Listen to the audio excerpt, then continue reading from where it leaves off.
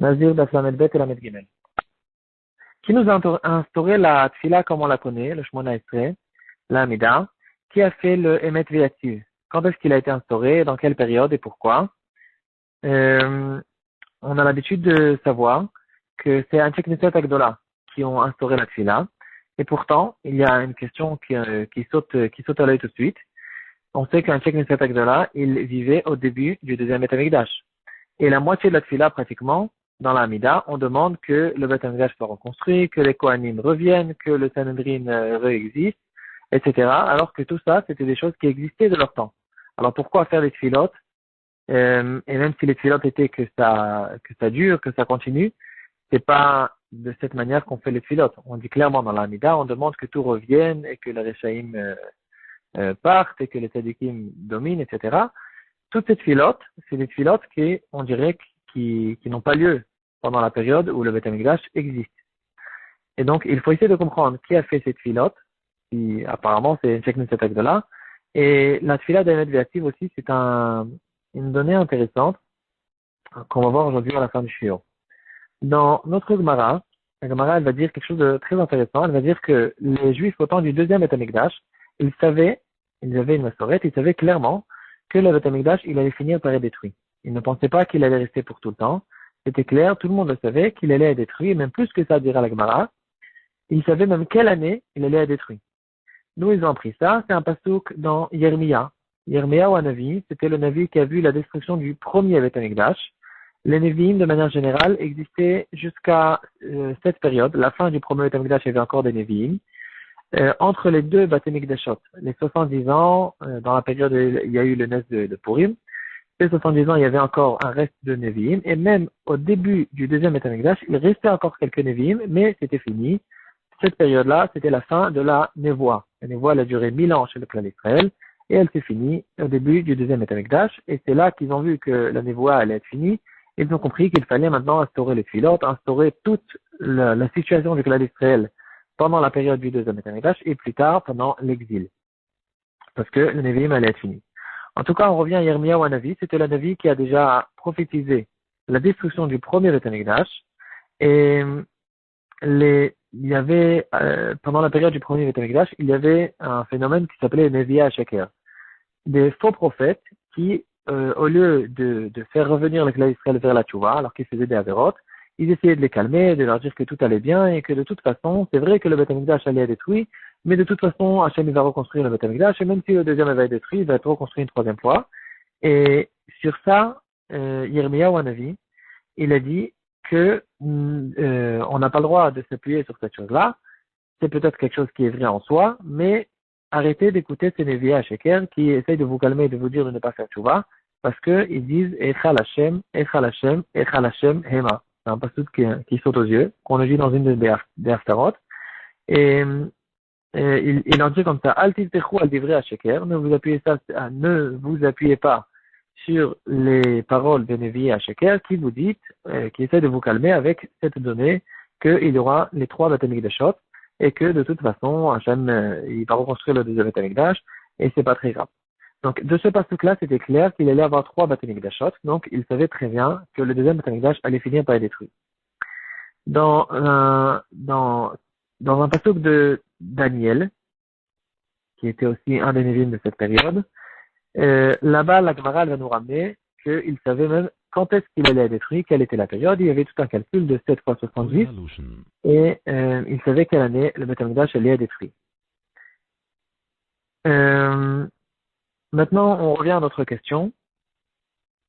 Dans le Sidour de Rav Saadia Gaon, c'est un Sidour de Tfila très ancien, et il donne quelques explications, beaucoup d'explications à propos de la Tfila. Et il va dire notre Tfila, et on peut remarquer qu'on fait les Tfilotes sur l'exil, sur le Beth Amikdash qui soit reconstruit, sur les Galouyot que le clan d'Israël se récolte. Ils reviennent des quatre coins de la terre vers Eretz Israël, etc. Ça, c'est une Tfila qui a été instaurée par un Sheikh Knesset Agdola, dont, comme on a dit, il y avait parmi eux quelques Nevi'im. C'est une Tfila qui a été instaurée par des Nevi'im, par une Névoie. Et il va nous dire la chose suivante, que depuis le début, les Nevi'im qui savaient que le Beth Amikdash allait être construit et que maintenant il y aura une belle période de 420 ans où le Beth Amikdash allait exister. Et après, il y aura une exil. Et depuis le début, quand ils ont instauré la tfila, ils ont instauré la tfila de deux manières. En fait, ils ont instauré deux nosar de tfila. Un nosar qui sera pour le temps du Beth Amikdash et un deuxième nosar qu'ils ont mis peut-être de côté, peut-être qu'ils ont caché, peut-être que non. C'était un nosar qui était déjà instauré depuis le début du deuxième Beth Amikdash pour la période où le Béni Israël allait sortir en exil et ils auraient besoin de faire les tfilotes sur toutes ces choses-là. Maintenant, peut-être qu'il y avait aussi, à mon avis, il y avait aussi les 18 tfilotes, les 18 brachot qu'il y a dans le Shemona Esrei, et c'était peut-être même plus ou moins parallèles les unes avec les autres, mais juste au lieu de demander que le Beth Amikdash soit reconstruit, par exemple, il demande que le Beth Amikdash reste dans toute sa grandeur, et que la Shrat Hashrina reste dans le clan d'Israël, et que les Shoftim restent, qui continuent à dominer sur le clan d'Israël, et puis, etc., etc. Il y avait, du temps du deuxième Beth Amikdash, c'était de toute façon, c'était pas super au courant de toutes les périodes du deuxième Beth Amikdash. Il y avait beaucoup de difficultés, il y avait beaucoup de groupes qui se sont séparés des Chachamim, et il y avait de quoi faire des tfilotes. Mais les tfilotes, elles étaient un peu différentes, elles étaient dites de manière différente pour qu'elles soient adaptées à la période où le Beth Amikdash existe. Et donc, en tout cas, ils ont fait deux nosraot, le nosar du temps du Beth Amikdash et le nosar qu'il y aura pour plus tard dans l'exil. Si on parle de l'Antiek Knesset Agdola, en fait, il y a ici une question intéressante, historique. D'où vient ce nom Antiek Knesset Agdola? C'est un Sanhedrin qui était pendant une seule génération. Et ce Sanhedrin, ce tribunal, on ne le retrouve pas ni avant, ni après. Pourquoi il s'appelle Antiek Knesset Agdola? Une des explications très belles et intéressantes qui a été donnée par certains chercheurs. Ils vont dire que tout le temps dans la Sanhedrin, le Sanhedrin, ça a commencé depuis Moshe Rabbeinu qui a choisi les 70 anciens, et ça c'était le premier Sanhedrin. Et le Sanhedrin de l'Ishkat Agazit, ils étaient 70, et il y avait dans chaque ville des Sanhedrin de 23. Chaque ville avait besoin d'avoir un Sanhedrin minimum de 23. Et il y avait encore 3 Sanhedrin qui se trouvaient autour de l'Arabaït, qui étaient aussi des Sanhedrin de 23, mais il y avait un seul Sanhedrin dans le monde, tout le temps, qui était un Sanhedrin de 70. Et la Gemara nous explique dans Masechet Sanhedrin, elle va nous dire, quelqu'un qui est, tout le temps, chaque ville, elle va choisir les plus grands Talmidei Chachamim de sa ville, qui vont les mettre devant les Sanhedrin. En fait, dans chaque tribunal de Sanhedrin, il y avait 3 rangées de Talmidim qui étaient devant et qui participaient, en fait, qui regardaient les dionim et toutes sortes de questions qui se relevaient dans le Sanhedrin. Et si, donc, ces Talmidei Chachamim, ils se trouvaient déjà devant le tribunal de leur ville.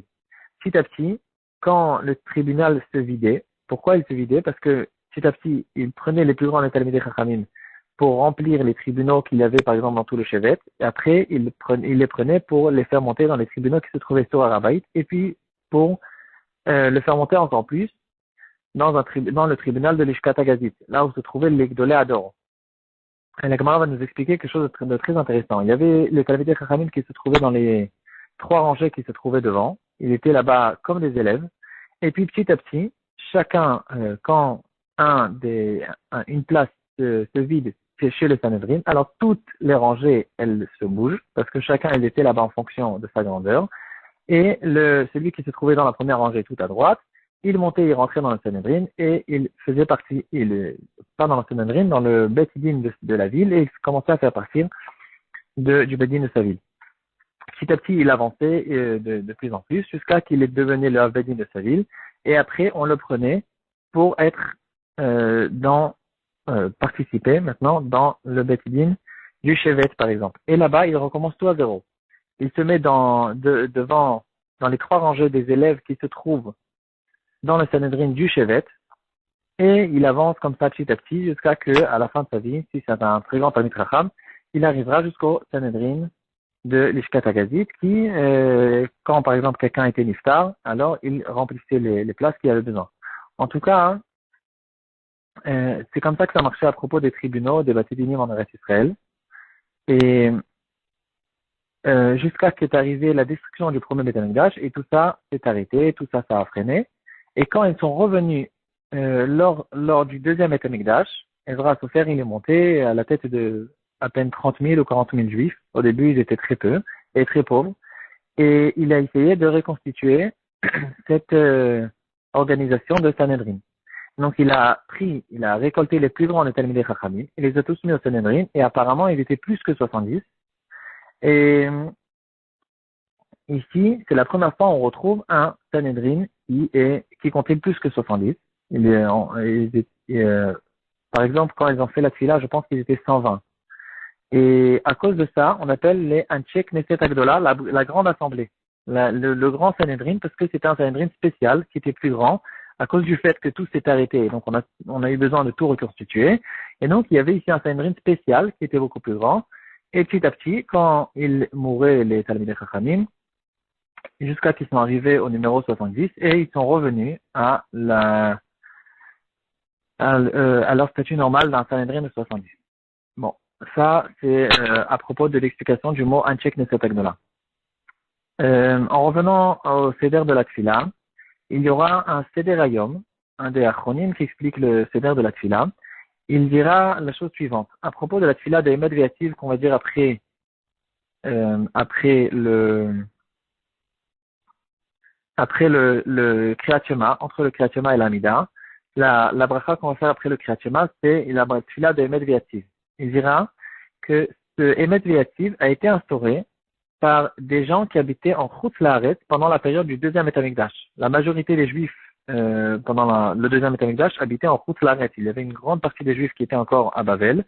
Il y avait d'autres Juifs qui se trouvaient il y avait au Yémen, il y avait des Juifs. Il y avait en Tunisie, déjà il y avait des Juifs. En Espagne et encore dans d'autres endroits, ils étaient pratiquement dispersés dans tout le monde habité à l'époque. Et Ezra Sofer, il a envoyé des lettres à tout le monde pour essayer de récolter tout le clan d'Israël ou un maximum de Juifs qui reviennent pour reconstruire le Beit Hamikdash, etc. Et il y a plusieurs histoires à ce propos-là. Par exemple, quand il a appelé les Juifs du Yémen, ils lui ont dit qu'ils ne veulent pas revenir. Et Ezra Sofer, il leur a fait, d'après l'histoire, si elle est vraie, Ezra Sofer, il les a maudits qu'ils vont être pauvres à tout jamais. Donc cette histoire, elle parle des gens d'Espagne, que Ezra Sofer, il les a appelés aussi pour venir en Eretz Israël. Eux aussi, ils ont dit, de toute façon, on a une massorette que le Beit Hamikdash que tu es en train de reconstruire va être détruit, et donc pourquoi maintenant se déplacer? On est déjà bien ici, on va faire notre travaux d'Hachem sur place, et on n'a pas envie de revenir au Beit Hamikdash, et puis après d'être attristé de sa destruction. Et d'après cette histoire, d'après le Seder Hayom, il dira que c'est eux, ces Juifs d'Espagne, qui habitaient au début du deuxième Beit Hamikdash, qui habitaient en Espagne dans la période du début du deuxième Beit Hamikdash, qui ont instauré cette fila d'Emet Ve'ativ pour bien montrer qu'ils sont croyants, c'est pas que c'est des Réchaïm, et qu'ils sont croyants en Hachem. Et là-bas, dans ces Emet Ve'ativ, apparemment, il y a des allusions à propos de la Géoula, de toutes les Géoulotes qu'il y aura dans le clan d'Israël, Bimera Be'amenu. Il y en a qui sont pas d'accord avec ça, qui diront que Emet Ve'ativ, c'est pas eux qui l'ont instauré, mais c'est quand même un avis intéressant qui nous a été ramené par le Seder Hayom.